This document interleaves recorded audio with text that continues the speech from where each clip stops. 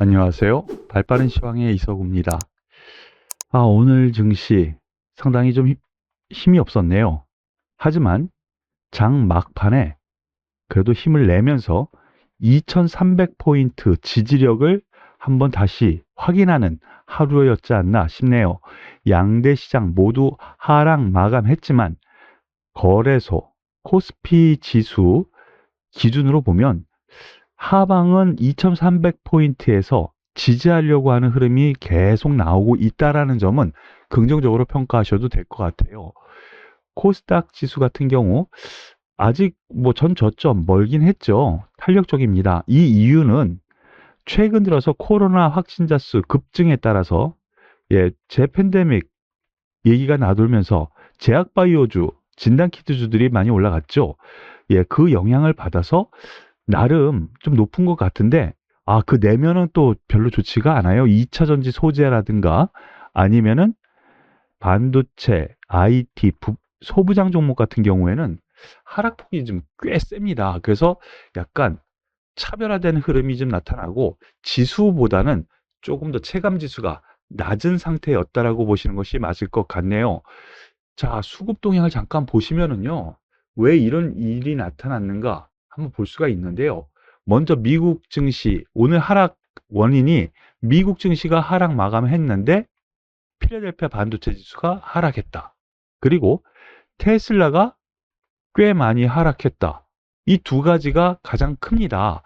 거기다가 여기 보시다시피 나스닥 선물이 앞서 장중에는 1%까지 하락했었거든요.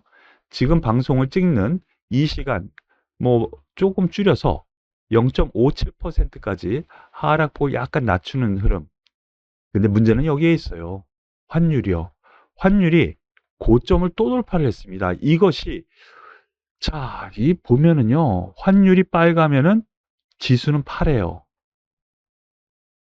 이런 현상이 계속 나타나고 있다라는 점에서 놓고 보면은 환율의 변동성이 가장 큰 키포인트인데 우리나라의 문제만이 아니에요. 지금 보시면 다 빨갛죠? 달러 대비해서는. 달러만 강세예요. 달러만 강세예요. 유로하건 다. 그래서 세계적인 공통화된 상황인데 이것은 미국의 의도적인 부분도 많이 있지 않을까라는 부분 어제 방송에서 말씀드렸는데 그래서 그 수혜주 말씀을 드렸죠. 그 부분에 대해서 하나씩 설명을 드리겠습니다. 수급 동향 잠깐 보시면은요. 외국인 기관의 매도가 나왔습니다. 하지만 내일 모레가 옵션 마감일인데요. 옵션에서는 글쎄요. 2300포인트를 확실하게 지지한다라는 의도를 내포하고 있거든요. 옵션 포지션은요. 그런 점에서 놓고 보면은 철벽 방어 2300포인트 지지할 거라는 기대감은 아직 가지셔도 되지 않을까. 즉 2300포인트 지지 테스트 후 다시 어느 정도 반등의 흐름이 나오지 않을까라는 기대 하셔도 되지 않을까라는 생각입니다. 그러면 특징주 하나씩 살펴보도록 하겠습니다. 특징주 살펴보면은요. 먼저 어제 말씀드렸었던 자동차 그래도 나름 강했어요. 현대차, 기아. 기아 같은 경우 1% 상승, 현대차 같은 경우에는 보합, 현대모비스 1.5% 상승. 나름 견고하죠. 그리고 현대 오토에버 1.3% 상승하면서 현대차 그룹이 전반적으로 상승 흐름을 좀 보여주었습니다. 이 이유 어제 생방송에서 특집으로 좀 말씀을 드렸는데요. 현대기아차 2분기 깜짝 실적 기대 바로 이 부분이거든요. 생각보다 더 좋을 것 같아. 왜 그러지? 그렇습니다. 미국 시장에서 생각보다 좀 더 많이 팔렸고요. 그리고 거기에 더불어서 환율이 또 올라가다 보니까 워낙 환산 이익이 되는 거거든요. 그러한 부분에서 생각보다 더 실적이 좋을 것 같아 라는 부분에서 긍정적인 이러한 매수세가 나오면서 시장 대비 강한 모습을 보여주었다라고 생각하시면 될 것 같네요. 하지만 이 박스권 흐름 현대차도 그렇고 기아도 그렇고요. 박스권 흐름 안에서 놓고 보시되 조종 시에는 이 하단부에서는 매수 관점 여전히 저는 유지해도 되겠다라는 쪽으로 말씀을 드리겠습니다. 그리고 오늘 대표적으로 좀 이상한 흐름이 좀 나온 게 역시 있죠. LG 에너지 솔루션은 상승 마감했어요. 그런데 이 소재 관련주 에코프로비엠 3% 하락, LNF 4% 하락, 포스코 케미칼 뭐 4% 하락 등 이 2차 전지 소재주가 낙폭이 꽤 있었어요.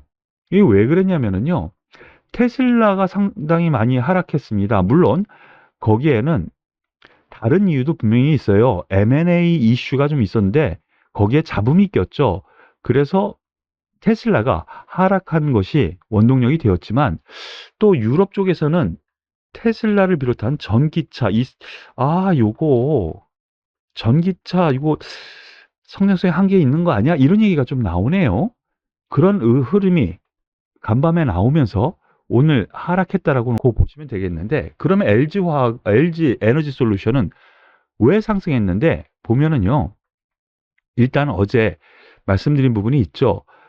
인도의 마힌드라 이거 대기업이에요. 더군다나 인도 시장 상당히 커요.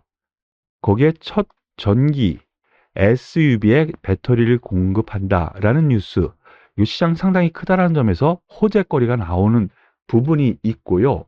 그리고 또 두 번째가 있습니다. 여기 뉴스에는 안 나와 있는데요. 미국 재무부 장관이 방한을 하죠. 제닛 옐런 재무부 장관이. 그런데 LG화학을 방문해 가지고 2차 전지 소재 관련해서 협력을 강조를 할 것이다. 라는 뉴스가 오늘 장중에 떴습니다. 이것 역시 호재거리로 받아들이면서 우리나라 2차 전지 LG화학, 특히 LG화학 같은 경우에는 미국에서 상당히 공을 들이고 있구나. 미국 공장 증설에 대한 부분, 공장을 갖다 만들겠다라는 부분에 대해서 잠시 유보를 했는데 제니 옐런까지 와서 그 부분에 대해서 또 독려하는 거 아니야? 라는 부분, 이렇게 해석할 수가 있는 거죠. 그러므로 인해서 LG 에너지 솔루션은 1.5% 상승 마감했는데 저는 같은 맥락으로 봅니다. 요 하단부, 제가 이 중심선을 딱 그어놓고 요 하단부 40만 원, 41만 원 요 사이겠죠. 요 하단부에서는 매수, 요 상단부에서는 매도, 조금씩 매수, 조금씩 매도, 박스권 전략이에요, 이것이요. 그러니까 요 부분으로 생각해도 되겠다라는 전략으로 말씀을 드리겠습니다. 그리고 오늘 특징주 몇 가지가 있습니다. 보시면은 삼성화재, 현대해상, 이 화재주에서도 이 두 종목이 유난히 상승폭이 컸어요. 현대해상이 5% 넘게 상승했고요. 삼성화재가 2.8% 상승했는데요. 다른 화재주라든가 금융주는 하락했거든요. 특별한 이유가 있었습니다. 이 화재주 같은 경우에는요.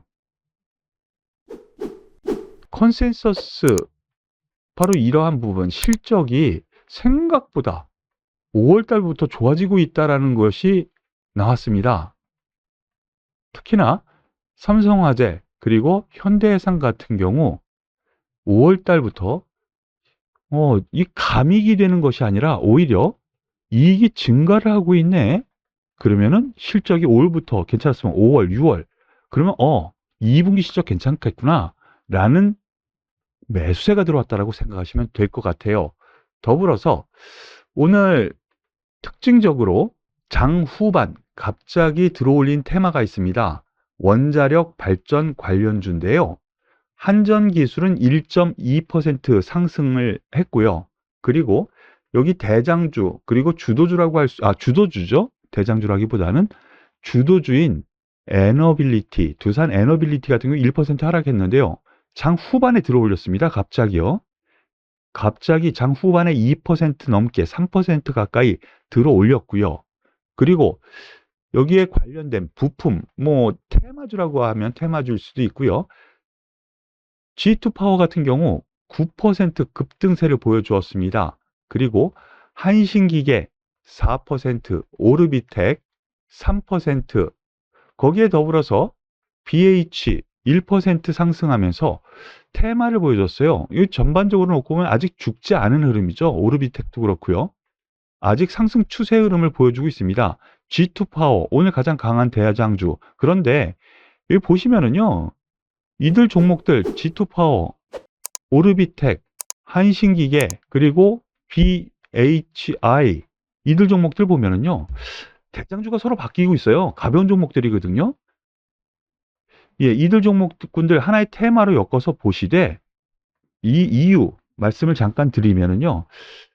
무더위 속에 지금 전력 부족 얘기가 많이 나오고 있죠. 그래서 신한울 3, 4, 5기 건설 착수를 1년 앞당긴다. 건설 착수를 1년 앞당길 거다라는 뉴스가 나왔고요. 그리고 윤 대통령이 산업장관에게 지시를 했는데요.